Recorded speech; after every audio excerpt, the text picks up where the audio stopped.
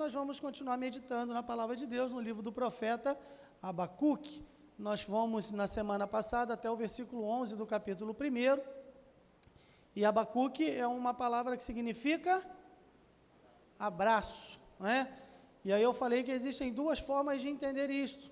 Abraço no sentido de que Abacuque se abraça a Deus, ele se agarra a Deus no momento de aflição, no momento de dúvidas, no momento de situação muito ruim, né? Eu já disse para os irmãos e vou repetir, fé é o quê? Fé é adesão, é aderir, né? Quando alguém diz, Senhor, eu creio, ele está dizendo, eu adiro, eu colo, eu me grudo ao Senhor, eu me apego a isto, né? Então Abacuque se abraça com Deus. O capítulo 3 é uma, disse eu no domingo passado, das maiores, se não a maior declaração de amor incondicional por Deus que algum dos seus servos vem a fazer na Bíblia, não é isto?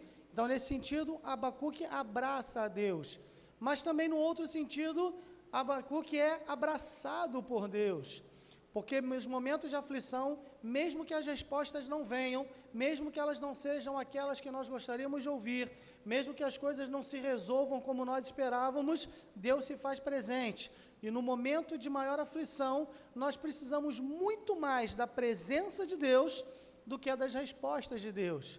Até porque nem sempre Ele nos dá as respostas, não é isso? Às vezes Deus simplesmente não responde, porque Ele se preserva o direito de não responder. Ele não tem de nos dar satisfação.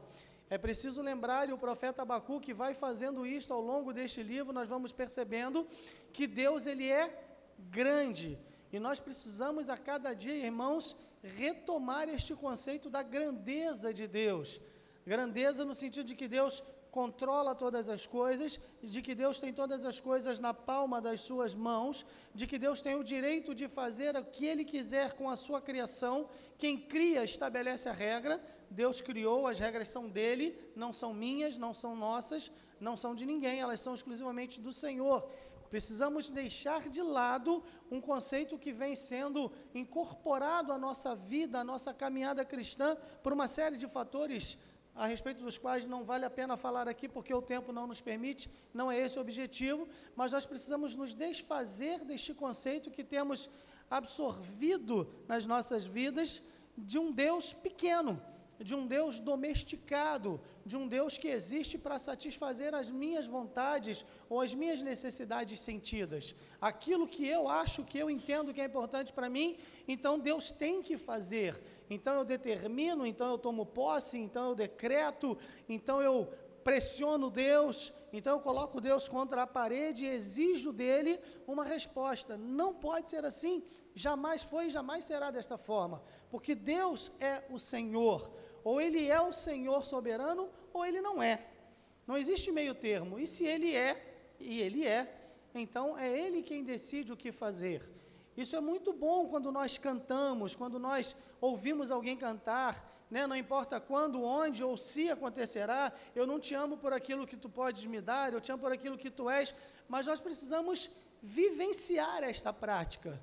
E é isso que Abacuque vai aprender de uma forma até dolorosa, porque ele está num contexto muito difícil em que os caldeus estão se aproximando. Disse para os irmãos no domingo passado que os caldeus, a Babilônia, ela surge no vácuo, né, da queda do Império Assírio, e sempre é assim, quando uma grande potência, ela cai, e elas caem, hoje, amanhã, mais cedo ou mais tarde, todas elas passam, e quando uma grande potência passa, alguém assume o lugar. Isso é um fato. Se hoje o país mais rico são os Estados Unidos, existe muita gente querendo assumir esse posto, não é isso? E algum dia, não estou dizendo que isso vai acontecer esse mês, esse ano, ou ainda nessa década, não posso fazer esse tipo de previsão, mas algum dia esse poderio dos Estados Unidos passará, como todos passaram, não é isso? E alguém vai assumir o lugar, a China ou qualquer um outro, porque tem muita gente esperando para poder tomar este lugar. E na antiguidade não era diferente, até porque na antiguidade os povos eles assumiam esta hegemonia muito mais até pelo poderio militar, né? E o poderio militar trazia consigo o poderio econômico. Hoje em dia a coisa funciona meio diferente, o poderio econômico traz um poderio militar, É isso? Eles investem em armamentos, investem em tecnologia bélica, e aí eles vão implementando e cada vez fortalecendo mais. Antigamente não, quem podia mais, chorava menos. Não é isso? Quem podia mais no aspecto militar, conquistava os despojos, invadia as cidades, derrotava as nações e ia incorporando ao seu tesouro tudo aquilo que as nações possuíam.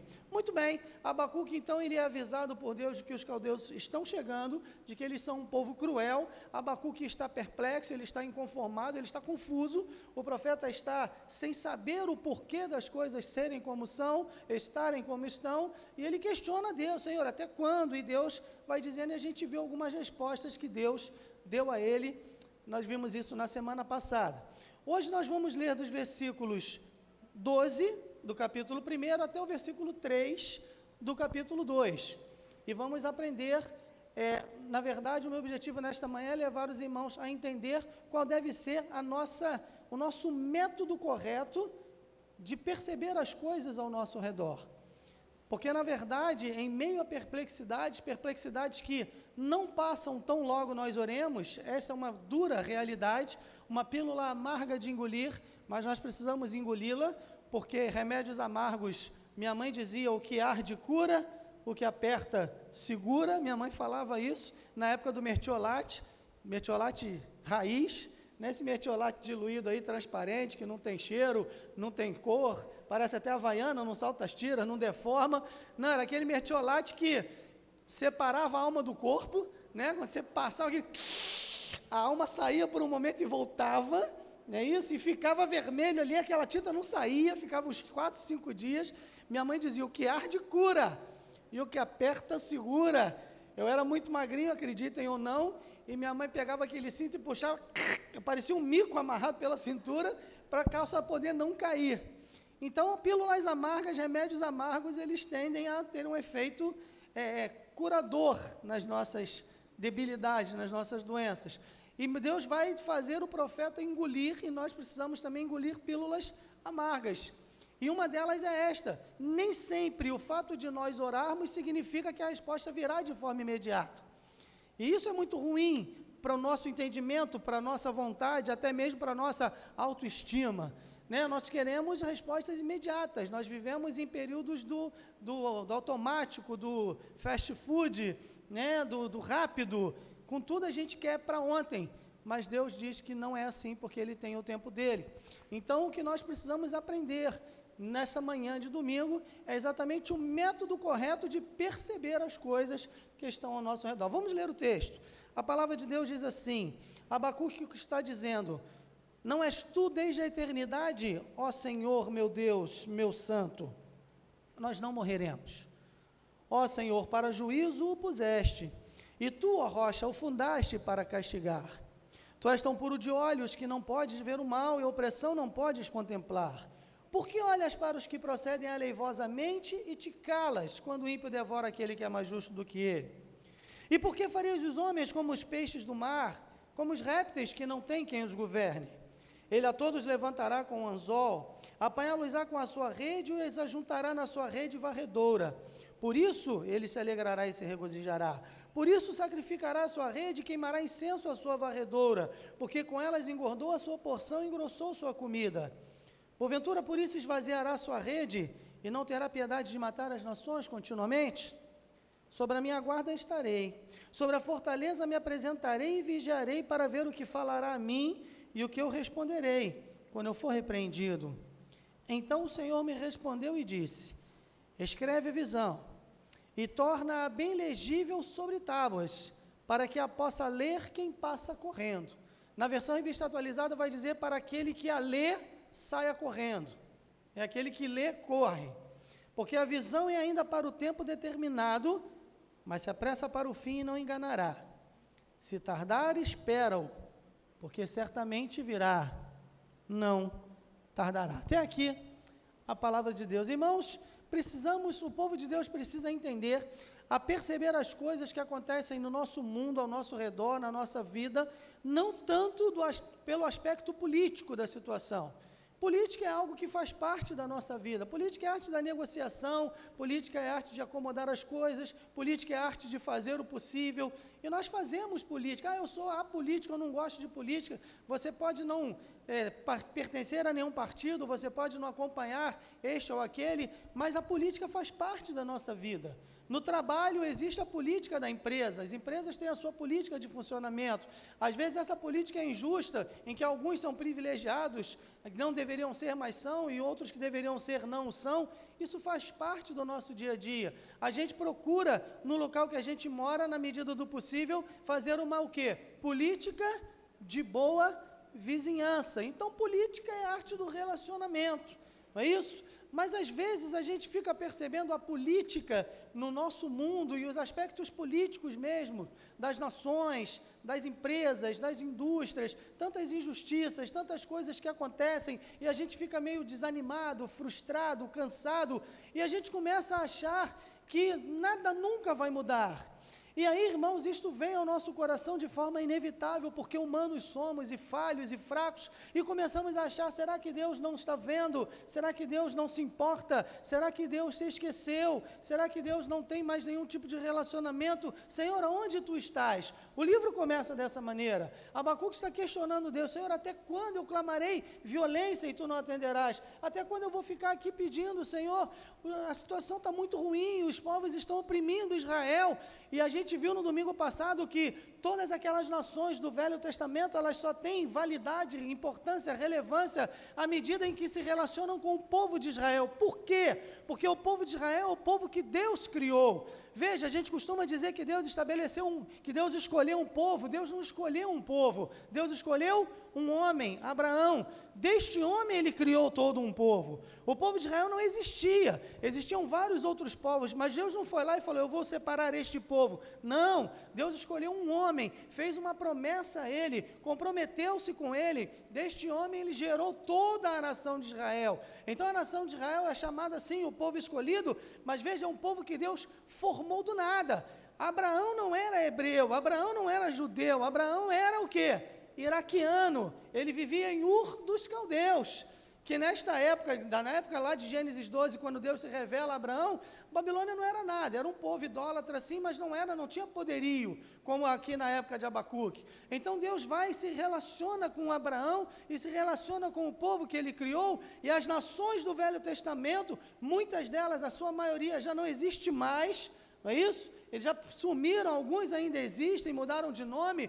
Os caldeus, a Babilônia são os iraquianos, os persas são os iranianos, e por aí vai. Os assírios ainda existem, a Síria ainda existe, o Egito ainda existe, mas toda aquela sua glória acabou, e já no Velho Testamento havia uma profecia que dizia que o Egito cairia e que estaria entre as menores das nações e nunca mais se levantaria. O Egito hoje não é praticamente nada no cenário internacional, apesar de toda aquela sua história de glória e de poderio, de riqueza. Então veja, as nações elas têm relevância à medida em que se relacionam com Israel. No Novo Testamento, eu citei isso para os irmãos, as nações elas têm relevância à medida que se relacionam com quem? Com a igreja. Porque muitos povos se relacionaram com a igreja. Deus cria o seu povo Israel, a Israel é dado o Messias, Jesus Cristo veio, nasceu entre os judeus, viveu como judeu, era judeu, mas a partir daí o evangelho se espalha. No capítulo 2 do livro de Atos, no dia de Pentecostes está lá partos, medos, elamitas, fenícios, cretenses, árabes, prosélitos da Antioquia, da Síria, da Capadócia, de todos os lugares, ouvindo falar de quê? Das grandezas de Deus. Então perceba, as nações elas começam a ter relevância à medida que elas se relacionam com a igreja de Deus, que nós somos hoje o chamado Israel espiritual de Deus. Então Deus está estabelecendo o seu reino. É aquilo que os teólogos chamam de atenção entre o já e o ainda não. O reino já veio, mas ainda não está estabelecido na sua plenitude. Jesus Cristo ora e nos ensina a orar: Pai nosso que está nos céus, santificado seja o teu nome, venha a nós o teu reino. Deus está nos preparando para assumirmos o lugar pleno no reino de Deus. Neste contexto é que nós somos informados e aprendemos que precisamos observar as coisas que estão ao nosso redor, sob um aspecto espiritual. Este é o método correto. Porque se olharmos pelo aspecto econômico, pelo aspecto político, pelo aspecto social, pelo aspecto educacional, ou seja, qual for o ângulo pelo qual você quiser olhar, você, eu e qualquer um ficaremos frustrados. Porque não há perspectivas de melhoras, isso é o mais triste. Quando eu olho para este mundo, sim, nós queremos, e a Bíblia nos manda orar pelos reis, presidentes, governadores, por aqueles que exercem autoridade. Para quê? Para que este mundo seja uma maravilha? Não, para que tenhamos uma vida tranquila e sossegada, não é isso? Nós precisamos que o presidente da República, seja ele ou ela quem for, de que partido seja, faça algo por quem? Pelo povo. Eu não posso querer um presidente que vá cuidar dos crentes. Como católico, não pode querer um presidente que vai cuidar dos católicos, o espírita dos espíritas, o budista dos budistas e por aí vai. Não, o presidente tem que cuidar do país. É disso que nós precisamos. E aí eu quero dizer uma coisa para você aqui. Hoje o presidente chama-se Jair Bolsonaro. Não estou fazendo campanha a favor nem contra. Você vota ou não vota se você quiser ou não quiser. Você nunca vai me ouvir dizer vote neste ou naquele. Mas entenda o seguinte, se você não ora pelo presidente Bolsonaro, você como crente está pecando, porque a Bíblia diz para fazê-lo. Se você não orava pelo Lula, pela Dilma, pelo Fernando Henrique, por qualquer um deles, você pecou também. Não importa em quem você votou. A Bíblia diz para orar, porque eles têm o poder político. Então, não, mas eu não gosto dele ou dela, eu só oro. Está pecando, não se esqueça disso. Fecha parênteses. Temos que olhar pelo lado espiritual. Este é o método correto de podermos viver a nossa vida, sabendo que Deus está controlando todas as coisas, visando a um fim que Ele já estabeleceu lá na eternidade. Deus não é pego de surpresa, Deus não faz plano B, Deus não muda de acordo com as circunstâncias, e não está dando certo, agora eu vou tentar assim. Não. Deus, ele tem o seu plano estabelecido, e Ele o levará ao cumprimento pleno, no tempo que Ele mesmo determinou. Amém? Qual é a forma, então, de olhar, de aplicar o método correto, de ver as coisas como estão acontecendo neste mundo? Em primeiro lugar, pare para pensar. Pode parecer óbvio, mas às vezes, irmãos, a gente não reflete. E a falta de reflexão nos leva a tirar conclusões precipitadas, conclusões erradas, a tomarmos atitudes imprudentes, a nos desesperarmos e ficarmos ansiosos quando nem precisávamos ficar assim.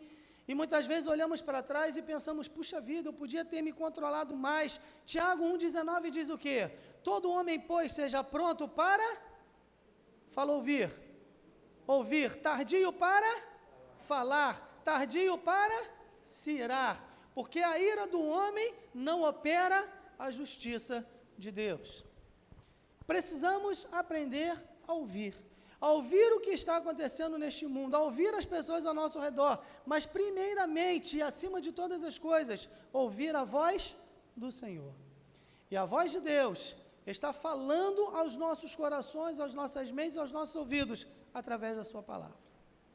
O grande problema é que tem muita gente cujo ditado principal é, eu já falei para os irmãos, Bíblia, estou contigo e não abro. E não abre nunca, e a Bíblia fica lá fechada. Estou contigo e não abro, e não lê a Bíblia. E não lê. Antigamente, Bíblia era um negócio desse tamanho, pesado, com letrinha pequenininha, agora tem Bíblia de tudo que é tipo. E a gente não lê. E o crente passa, às vezes, 5, 10, 30, 40, 50 anos na igreja e nunca leu a Bíblia toda. Irmãos, isto não me leve a mal, mas é inadmissível, não é diante de mim, é diante de Deus. Porque Ele deu a você a sua palavra, homens e mulheres morreram na história para que a palavra pudesse chegar às nossas mãos, para que nós tivéssemos acesso. Há vídeos na internet de países onde não tem Bíblia, e tem um que é fantástico, que chega na China, chegam caixas de Bíblia, e as pessoas, a mulher que está dirigindo, distribuindo, ela vai dando Bíblia para cada um, as pessoas pegam, elas choram, elas abraçam a Bíblia, e depois quando acaba, aqueles que não receberam, um homem chega e fala assim, eu não tenho mais Bíblia, me dá a caixa então, pelo menos eu sei que aqui estava a palavra de Deus. Não é que ele vai ficar adorando aquela caixa, caixa, não é nada disso, mas é um amor pela palavra. Há um outro numa tribo no interior da África ou da Ásia, não sei, um lugar com uma língua estranhíssima, e os missionários estão lá distribuindo, e as pessoas estão ali chorando e cantando, e aí um líder daquele grupo, ele começa a falar na língua deles, o intérprete vai traduzindo: Senhor, nós te agradecemos, porque hoje aprove a tua graça, que a tua palavra chegasse ao nosso povo. Ó Senhor, quantos anos, quantos séculos, quantos morreram sem ter, e hoje nós temos a tua palavra escrita, e aquele homem chora, e as pessoas se alegram, e a gente não lê a Bíblia, e a Bíblia fica fechada, fica guardada. Irmãos, nós precisamos ouvir, parar para pensar, e ouvir o que Deus tem a nos dizer, através da sua palavra. Essa é a primeira coisa, para podermos aplicar o método correto de entender as coisas que estão acontecendo ao nosso redor. Mas a mais, reafirme os princípios básicos. Veja, Abacuque começa dizendo: não és tu desde a eternidade, ó Senhor, meu Deus, meu santo? Abacuque aqui diz três coisas importantes. Em primeiro lugar, Deus é eterno. Deus é eterno. Irmãos, nós lemos na semana passada, quando Isaías diz que aos olhos do Senhor, as nações são como uma gota dentro de um balde. Elas passam. As potestades, os poderes passam, as riquezas passam, os impérios passam, todos passam, o Senhor é eterno. Então a primeira coisa, reafirme este princípio: o Deus a quem eu sirvo é um Deus eterno, sempre existiu, Ele sempre esteve lá. Ele não envelhece, ele não se cansa, ele não perde a sua força, a sua vista não vai ficando fraca com o passar do tempo, ele não vai ficando de cabelos brancos ou sem cabelo, o seu joelho não dói, ele não sente dor nas costas, ele não tem dificuldade para respirar, ele não tem problema nos rins, ele é eterno. Repita comigo: o meu Deus é eterno. Princípio básico número 2, não és tu desde a eternidade, ó Senhor. A palavra aqui no original é Yahvé, é o nome principal de Deus. Eu sou o que sou, eu sou aquele que é por si mesmo, eu sou o autoexistente, eu sou aquele que não fui criado, eu sou aquele que não está abaixo de ninguém, eu sou aquele que tem todo o poder, eu sou aquele que não dependo de nada nem de ninguém para ser feliz. Aquilo que você, homem, faz, atinge a você mesmo. Você pode se alegrar, você pode se entristecer, mas nada pode me atingir, porque eu sou. O meu Deus, Ele é todo poderoso. Repete comigo: o meu Deus, Ele é todo poderoso. Mas Abacuque diz mais: não és tu desde a eternidade, ó Senhor, meu Deus, meu santo? Já disse para os irmãos que no hebraico não existe superlativo, né? Lindíssimo, muitíssimo, grandíssimo, não existe. Então, quando o hebraico quer enfatizar, ele repete 3 vezes. Então a Bíblia diz que Deus é santo, santo, santo. Significa que Deus é santíssimo. Ele é santo no maior grau possível. E também já disse para os irmãos que poucas vezes a Bíblia repete uma expressão 3 vezes. Na verdade, só existem 2 expressões que são repetidas 3 vezes na Bíblia. Uma delas está em Apocalipse, quando João vê o anjo voando sobre a terra, trazendo o livro do juízo, e diz assim: ai, ai, ai daqueles que habitam na terra, quando a tribulação vier. O que o anjo está dizendo? Aisíssimo. Aisíssimo não existe na nossa língua, mas ele está dizendo: o sofrimento será terrível para aqueles que não creem quando Jesus voltar. Em Isaías capítulo 6, quando diz que Deus é santo, santo, santo, Ele é santíssimo. Abacuque está falando da santidade de Deus. Santo é uma palavra que significa literalmente separado. Deus é separado no sentido de que Ele é diferente. No livro de Levítico, algumas vezes Deus diz: sede santos, porque eu sou santo. Santifiquem-se, separem-se, não se misturem, não sejam iguais, não pensem que vocês são superiores, não tratem os outros de cima para baixo como se vocês estivessem acima deles, mas não façam aquilo que eles fazem, porque aquilo que eles fazem me desagrada e vocês agora precisam agradar a mim. Reafirme os seus princípios básicos. Deus é santo e o motivo principal pelo qual Ele diz que nós devemos ser santos é porque Ele o é. Sede santos, porque eu sou santo. Então eu preciso me santificar. E quando eu me santifico, eu me separo não das pessoas, mas daquilo que elas fazem. Eu me separo não dos meus relacionamentos, mas daquilo nos meus relacionamentos que atrapalham a minha comunhão com Deus. Não das atitudes do dia a dia, não do trabalho, mas daquilo que eu faço no meu trabalho, da maneira como eu me comporto, que desagradam a Deus. Não és tu, ó Senhor, desde a eternidade, ó Senhor meu Deus, meu santo, repita comigo, meu Deus é santo, o meu Deus é santo. Reafirme os princípios básicos. Ele é eterno, Ele é autoexistente, Ele é santo. E quando eu percebo estas coisas, então meu coração descansa. Porque o Deus a quem eu sirvo transcende, ultrapassa, está acima de todas as circunstâncias que estão ao meu redor. Por isso, quando eu era um junior, a gente cantava: não olhe as circunstâncias, não, não, não, olhe o seu amor, não me guio por vistas, alegre sou. Isso. Reafirme os princípios básicos. Mas em terceiro lugar, uma outra forma de aplicar o método correto de enxergar as coisas que estão ao nosso redor, lembre-se da fidelidade de Deus. No versículo 2 ele continua: não és tu desde a eternidade, ó Senhor meu Deus, meu santo, nós não morreremos. Ó Senhor, para juízo o puseste, e tu, ó rocha, o fundaste para castigar.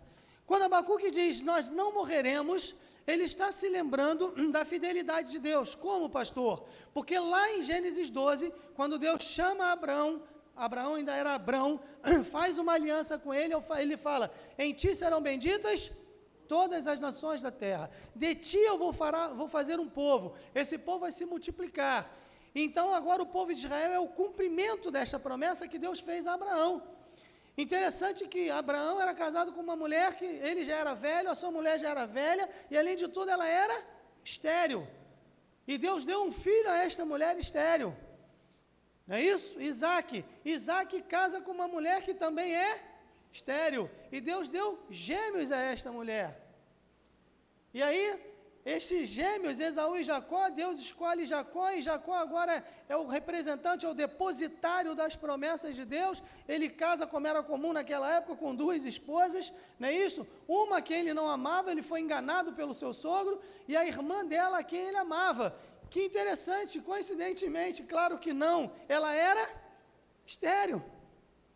E Deus dá filho a esta mulher. E veja, irmãos, a nação vai crescendo, o povo vai se multiplicando. Então Abacuque está dizendo o seguinte, ele está lembrando para si mesmo: Abacuque, você é um hebreu, você é do povo de Deus, os caldeus estão vindo aí. A Bíblia diz que eles são amargos, que eles são terríveis, que eles são poderosos, que eles são violentos, que eles são impiedosos. Sim, mas nós não morreremos. O povo de Deus jamais será destruído, porque Deus é fiel. Abacuque sabe que muitos do povo poderão morrer como efetivamente morreram. Quando os babilônios invadiram Jerusalém, foi uma carnificina, já falei isso para os irmãos algumas vezes, mas o povo foi preservado, o remanescente permaneceu, porque Deus é fiel. Então, nos momentos de maior aflição, você precisa lembrar, eu preciso lembrar, nós precisamos lembrar que Deus é fiel. E aí podemos e devemos e temos que ter a coragem, a capacidade, a confiança em Deus suficiente para declarar como Jó declarou: ainda que ele me mate, nele esperarei. Porque um dia, irmãos, todos nós morreremos. Mais cedo ou mais tarde, não importa como. Por doença, por acidente, por velhice, não importa. Todos nós um dia partiremos deste mundo. Mas a grande questão é que para aqueles que creem em Jesus Cristo, a morte não é o fim, a morte ela é começo da eternidade com o Senhor. Amém? Então lembre-se que Paulo diz em 1 Coríntios, capítulo 1, versículo 9, fiel é Deus, pelo qual foste chamados à comunhão de seu Filho Jesus Cristo. Não é pela sua, pela minha ou pela nossa fidelidade, mas é pela fidelidade do Senhor. Mas a mais, são 10 horas, dá tempo, hoje a gente está com o tempo controlado. Quarto princípio, quarta forma de enxergar o texto diz assim: não és tu desde a eternidade, ó Senhor, meu Deus, meu santo, nós não morreremos.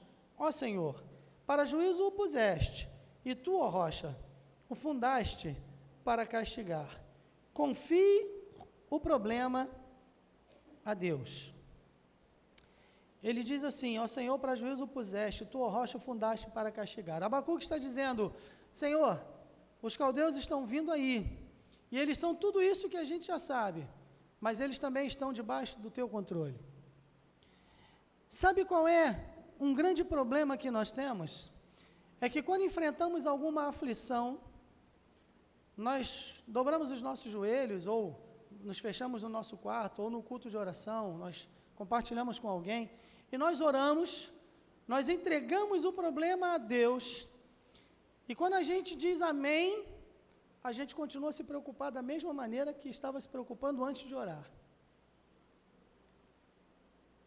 Alguém falou, é verdade. Porque é verdade. A gente ora, mas a gente não descansa. Abacuque está dizendo: Senhor, o Senhor colocou esse povo aí para juízo. O Senhor tem um propósito nisso tudo. Irmãos, eu não estou dizendo que isto é fácil. Ah, pastor, mas isso não é fácil. Eu sei que não é fácil para mim também. Eu seria mentiroso se eu chegasse aqui e falasse: irmãos, cada vez que eu fecho meus olhos e oro, olha, acabou, eu esqueço. Mentira! Mas nós precisamos treinar, precisamos nos condicionar a deixar o problema nas mãos de Deus. Nós precisamos aprender a confiar exatamente nele. Confie o problema a Deus.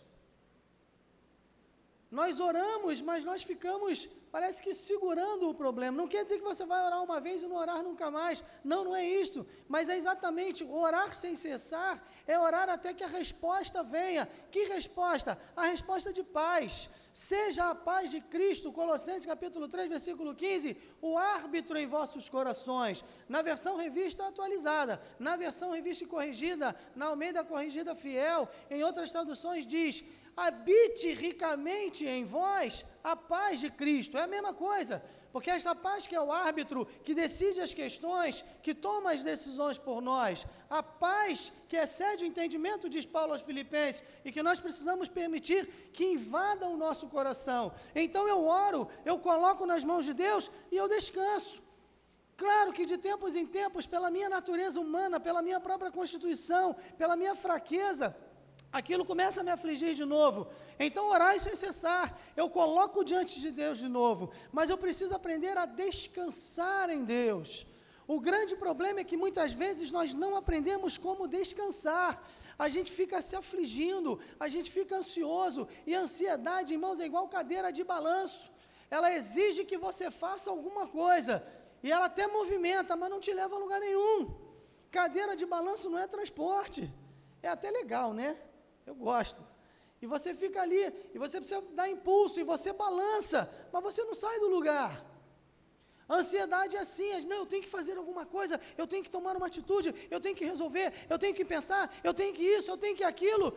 Descanse em Deus, aquietai-vos, diz o Senhor, e sabei que eu sou Deus. E sabe de uma coisa? Aquietai-vos e sabei que eu sou Deus, é a mesma expressão, não és tu desde a eternidade, ó Senhor, meu Deus, eu sou Yahvé, eu sou o que sou. Aquiete o seu coração. Como eu falei, são pílulas amargas, que precisamos aprender a engolir, para que elas possam fazer efeito nas nossas vidas, e nos ensinem a acalmar o nosso coração.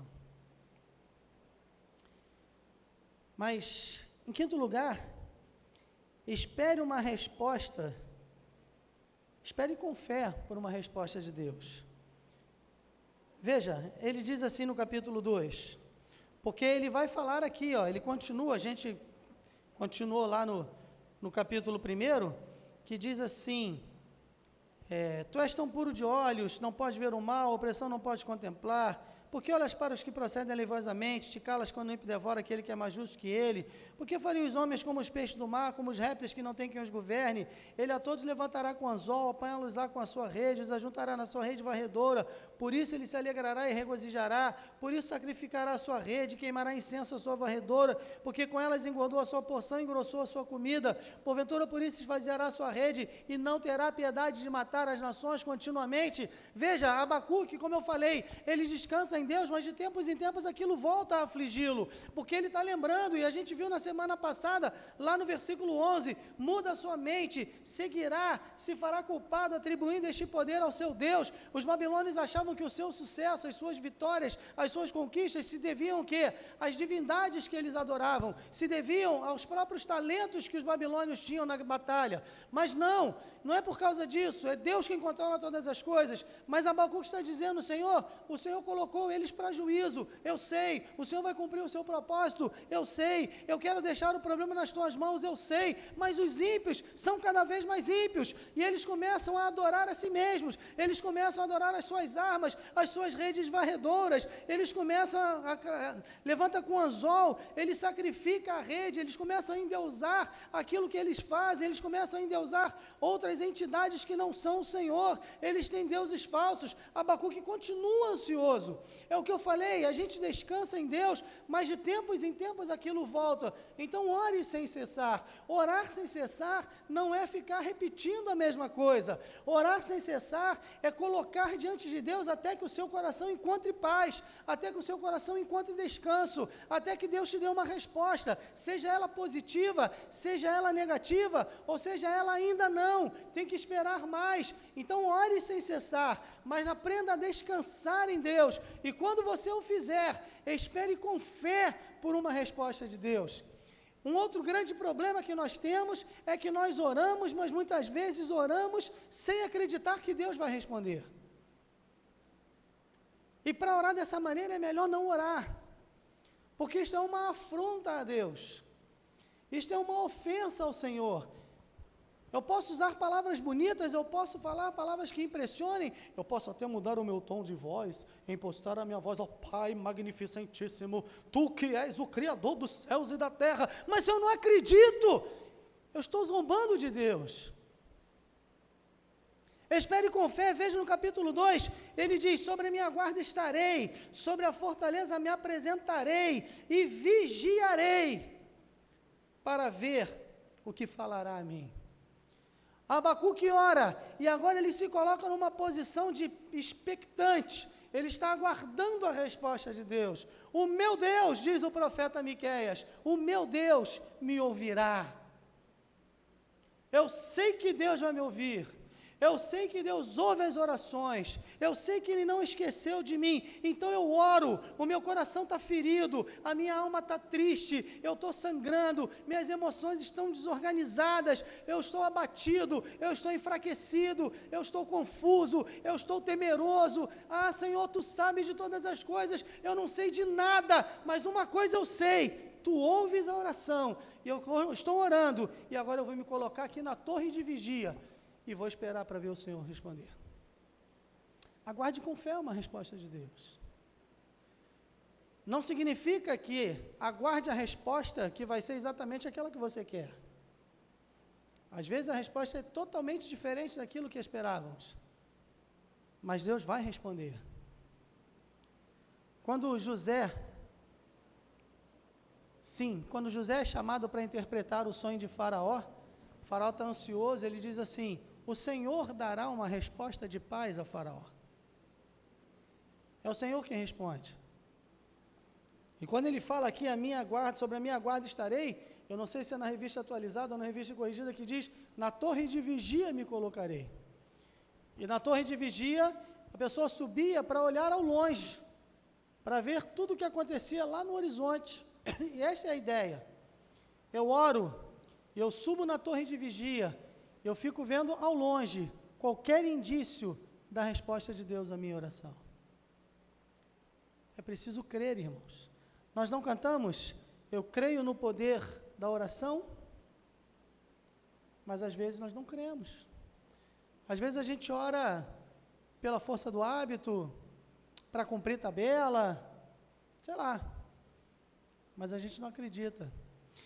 Agora, deixa eu dizer uma coisa para você, se o seu coração está tão entristecido, enfraquecido por qualquer motivo que seja, e pastor, que você não sabe exatamente o que está acontecendo na minha vida, sim, eu não sei, mas Deus sabe, Ele conhece teu coração e Ele sabe até se você está com a sua fé enfraquecida. Fale como aquele pai daquele jovem endemoniado. Lembra, Jesus está lá no monte, ele é transfigurado, Pedro, Tiago e João estão lá, Senhor, vamos ficar aqui? Não, eles descem, quando chega lá tem uma multidão, os apóstolos, um monte de gente, e aí Jesus pergunta o que está acontecendo, e o pai daquele menino fala, meu filho é terrivelmente endemoniado desde a infância. Senhor, eu estou agoniado, eu pedi aos teus discípulos para fazer alguma coisa, eles não puderam, mas se tu podes, faz alguma coisa, não é isso?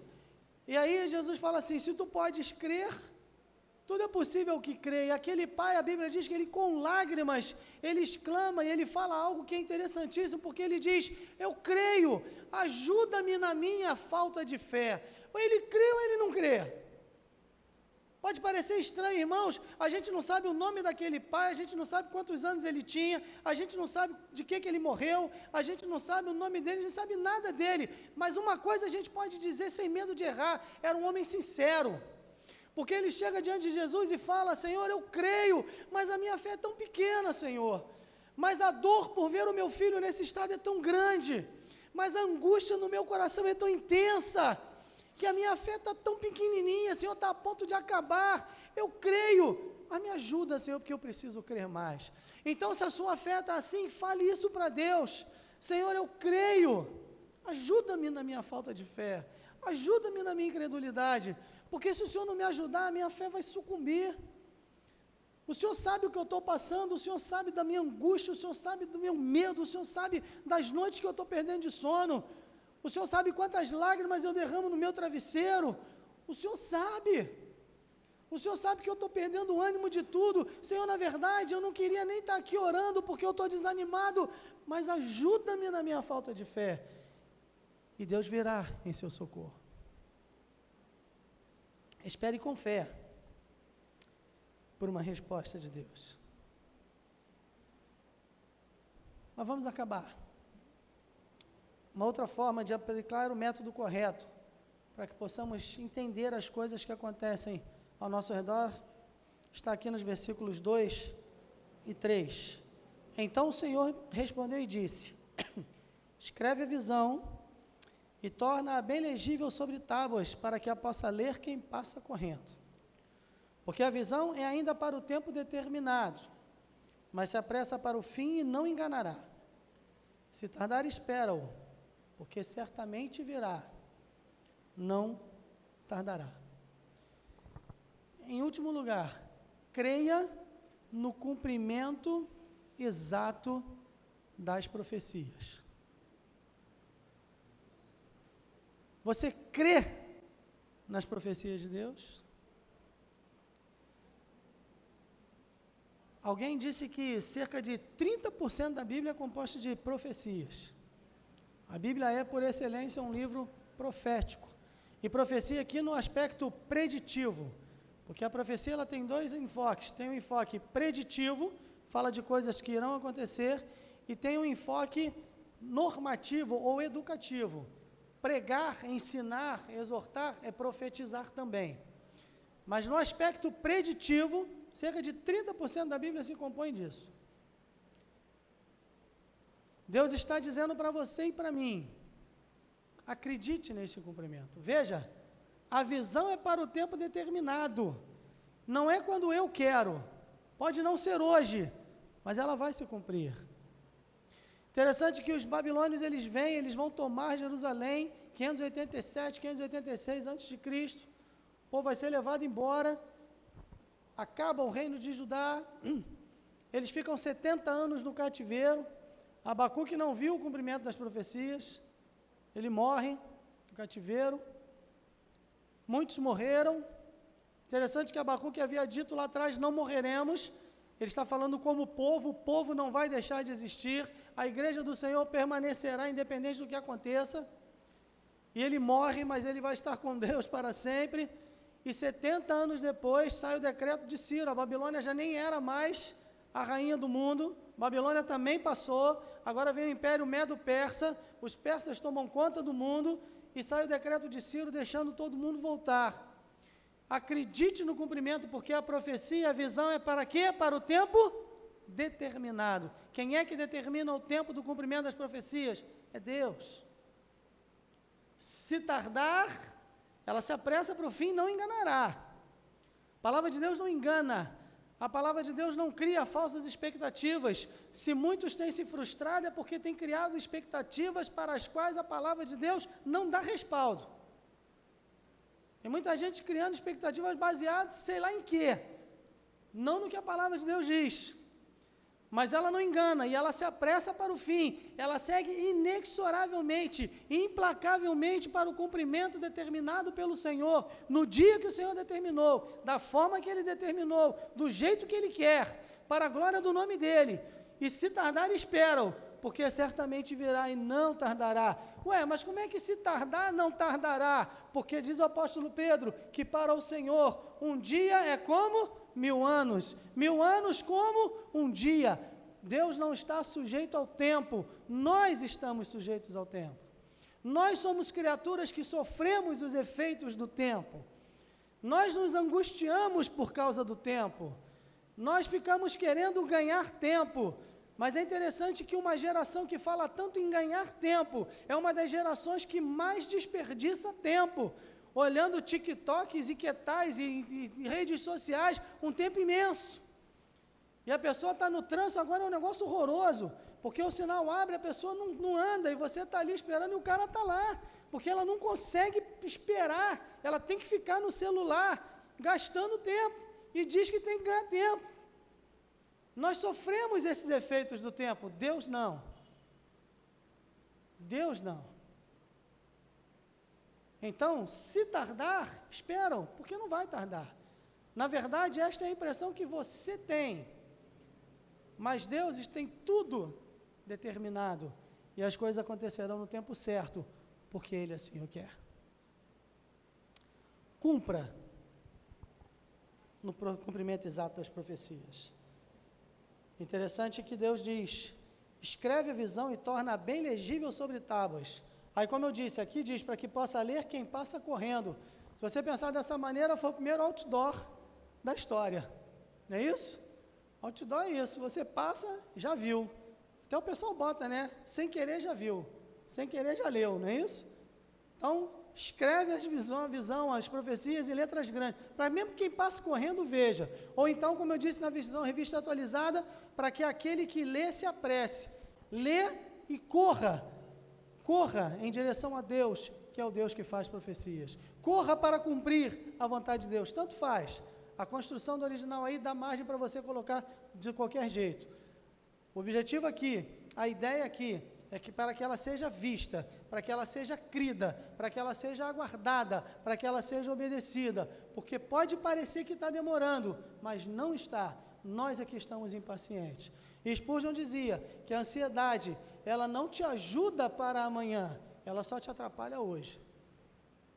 Não é à toa que em Mateus 6,34, Jesus Cristo diz, não vos inquieteis, pois, pelo dia de amanhã, porque o amanhã cuidará de si mesmo. Basta a cada dia o seu mal. Interessante que, fisicamente, humanamente falando, nós só podemos viver um dia de cada vez. Não tem jeito. Mas, emocionalmente, às vezes a gente quer viver uma semana num dia só. E a gente fica se angustiando por coisas que estão além da nossa capacidade de controle, acima das nossas condições. E por isso a gente se angustia, e por isso tem tanta gente ansiosa, tem tanta gente doente da alma por causa da ansiedade. Basta cada dia o seu mal. Coloque seu dia na mão do Senhor. Coloque a sua vida nas mãos de Deus. E perceba que tudo o que acontece ao nosso redor precisa ser discernido espiritualmente. Esse é o método de Deus agir. Essa é a maneira de aplicar o método correto para que possamos perceber e entender melhor o que está ao nosso redor. Termino dizendo só mais uma coisa. Se você quer ter uma vida neste mundo, tranquila e até feliz, confie que Deus tem todas as coisas em suas mãos. Olhe pelo prisma do Senhor. E então você encontrará descanso para o seu coração cansado. Mateus 11, de 28 a 30, Jesus Cristo diz: vinde a mim, todos vós que estáis cansados e oprimidos, e eu vos aliviarei. Tomai sobre vós o meu jugo, e aprendei de mim, que sou manso e humilde de coração, e achareis o quê? Descanso para as vossas almas. Se sabeis estas coisas, bem-aventurados sois se as fizerdes, falou Jesus. Que Deus nos abençoe.